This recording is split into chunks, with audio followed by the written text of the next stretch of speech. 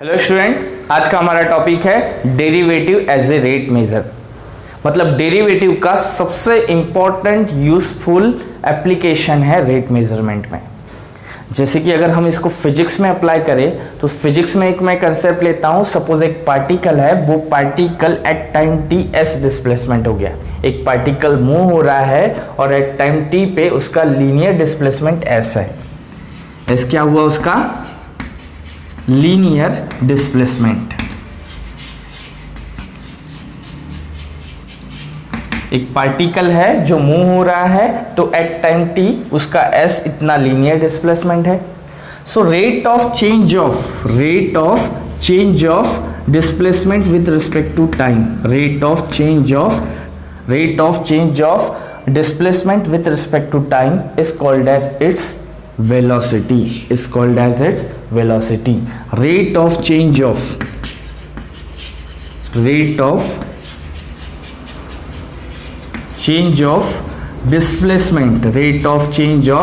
displacement with respect to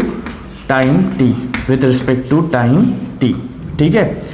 सो अगर एक particle है जो क्या कर रहा है, टाइम टी में एस इतना डिस्प्लेसमेंट हो रहा है, ठीक है। सो इस डिस्प्लेसमेंट का rate of change of displacement with respect to time ये होगा हमारा एवरेज वेलोसिटी। इसको हम क्या बोलेंगे? इसको वेलोसिटी एट टाइम टी। और इसी का ही अगर dv बाई डी टी ले, dv बाई डी टी मतलब rate of change of velocity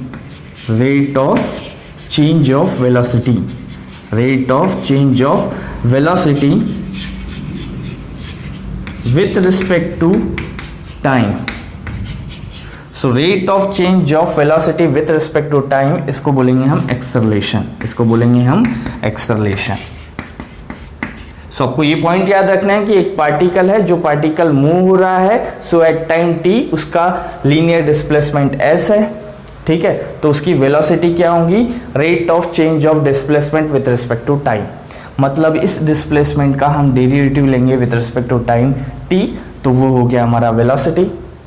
और इस वेलोसिटी, जो वेलोसिटी मिल गई, इस वेलोसिटी का अगर हम डेरिवेटिव लेते हैं विद रिस्पेक्ट टू टी तो वो होगा हमारा acceleration. Rate of change of velocity with respect to time is acceleration, rate of change of displacement with respect to time is velocity. Clear? तो देखते हैं इससे रिलेटेड कुछ क्वेश्चंस देखते हैं। इस पे क्वेश्चन दिया है पार्टिकल इज मूविंग, एक पार्टिकल मूव हो रहा है in such way that its displacement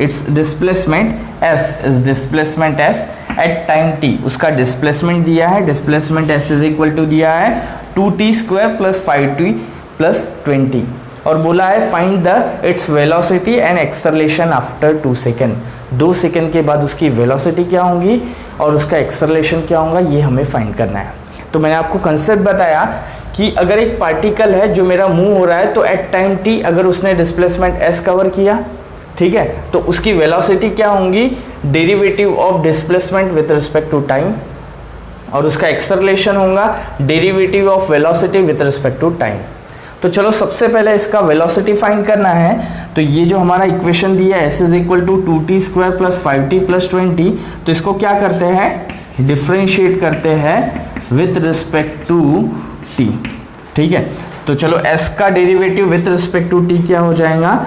ds by D T, और इसी को ही बोलेंगे हम वेलोसिटी। और ये वेलोसिटी कितना होंगी? चलो इसका डेरिवेटिव लेंगे तो ये 2 × 2 कितना हुआ? 4t + 5t, t का डेरिवेटिव 1, सो ये 5 + 20 का डेरिवेटिव क्या हो गया? 0। अब उसने बोला है कि वेलोसिटी फाइंड करो आफ्टर 2 सेकेंड। आफ्टर 2 सेकेंड मतलब t = 2।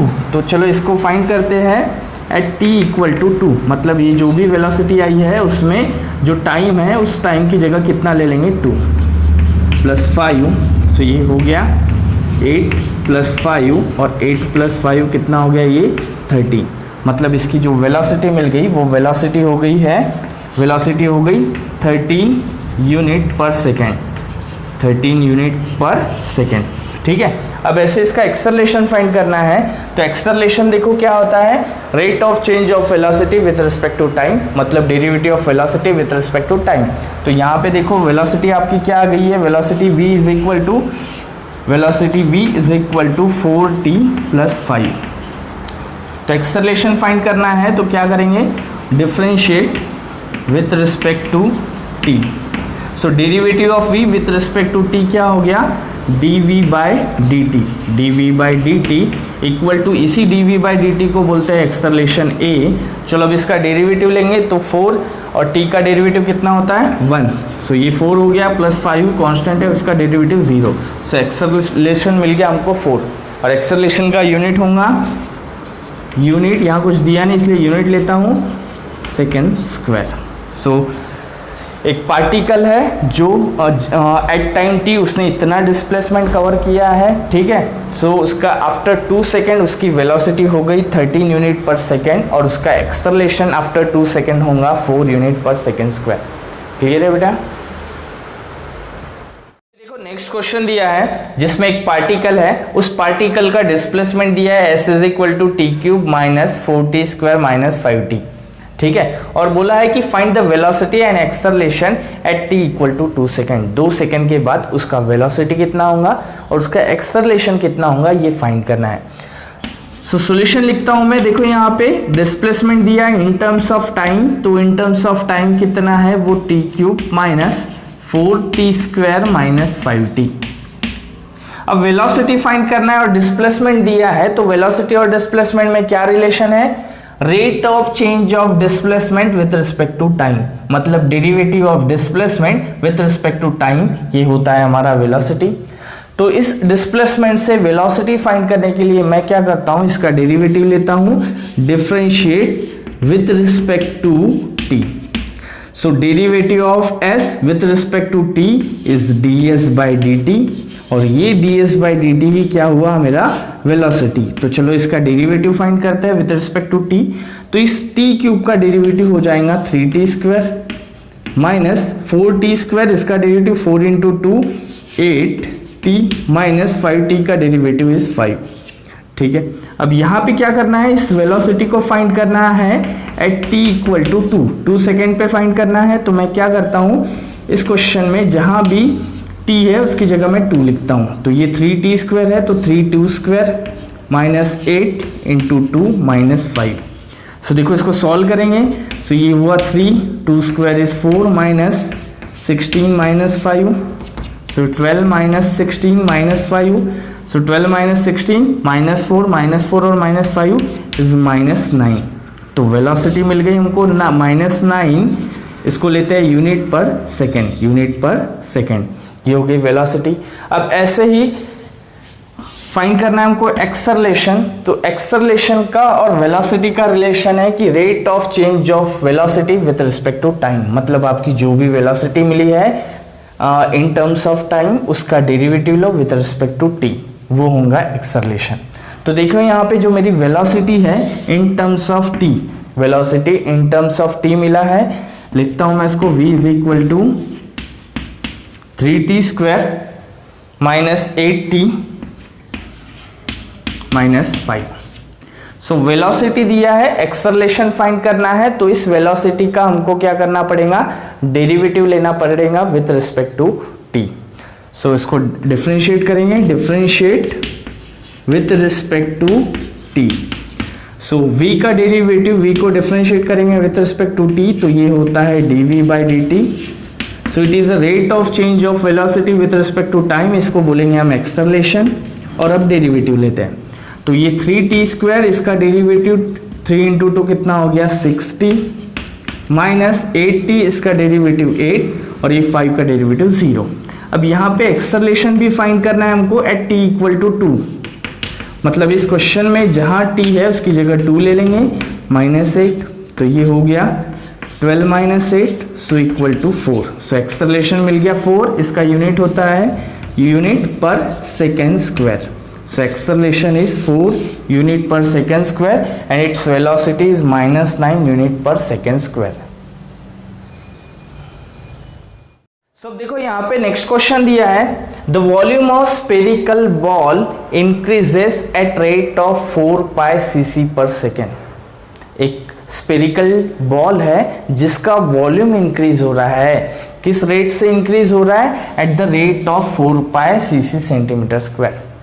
सो अब आपको मैंने बताया हूं कि रेट क्या होता है, डेरिवेटिव। सो क्या हो रहा है, वॉल्यूम ऑफ स्पीयर, मतलब volume of sphere, volume of sphere मतलब dv by dt, dv by dt।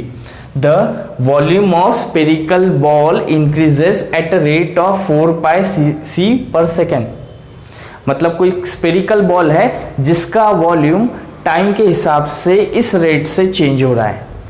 So rate of change of volume with respect to time हमको दिया है, rate of change of volume with respect to time दिया है, तो इसीलिए इस statement को the volume of spherical ball increasing at a rate of, इसको मैं dv बाई dt लेता हूं। और क्वेश्चन में बोला है find the rate of change of radius, find the rate of change of radius. अब rate of change of radius find करना है, मतलब क्या फाइंड करना है, रेट ऑफ चेंज ऑफ मतलब derivative with respect to, derivative of radius with respect to time. क्या find करना है, rate of change of radius मतलब derivative of r with respect to t, ये हमें फाइंड करना है। और उसके बाद बोला also find the rate of change of surface area, also find rate of change of surface area, मतलब यहां पे इसका जो सरफेस एरिया है उसका डेरिवेटिव फाइंड करना है विथ रिस्पेक्ट टू t। सो सबसे पहले देखो क्वेश्चन में गिवन क्या दिया है, rate of volume of spherical ball increases at rate, मतलब वॉल्यूम कितना चेंज हो रहा है, वॉल्यूम कितने रेट से चेंज हो रहा है, मतलब dv बाई dt अपने को दिया है। और क्वेश्चन में बोला है उसने find the rate of change of radius, rate of change of radius मतलब रेडियस किस रेट से टाइम के हिसाब से चेंज हो रहा है ये फाइंड करो, और उसी हिसाब से उसका सरफेस एरिया टाइम के हिसाब से किस रेट से बढ़ रहा है ये फाइंड करके बताओ। तो चलो सॉल्व करते हैं। और इसने दिया है यहाँ पे वॉल्यूम इज 288 पाई, वॉल्यूम कितना दिया है 288 पाई। तो सबसे पहले तो देखो volume of sphere, volume of sphere का फॉर्मूला होता है 4/3 pi R cube. Volume of sphere क्या होता है 4/3 पाई आर क्यूब। तो यहाँ वॉल्यूम दिया है तो इसका रेडियस फाइंड कर लेते हैं। तो देखो यहाँ वॉल्यूम कितना दिया है 288 पाई और ये 4/3 पाई आर क्यूब। सो इस पाई और पाई को कैंसिल करते हैं, अगर ये 3 से मल्टीप्लाई किया और 4 से डिवाइड कर दिया तो यहाँ R cube equal to calculation करेंगे तो मिलेगा 216। ठीक है, अब R cube is equal to 216, so taking cube root both side, दोनों साइड का क्यूब रूट ले लेते हैं तो हमारा आर इक्वल टू हो जाएगा 6 यूनिट। आर कितना हो गया 6 यूनिट। तो वॉल्यूम दिया था, उस वॉल्यूम से पहले तो मैंने रेडियस फाइंड कर लिया।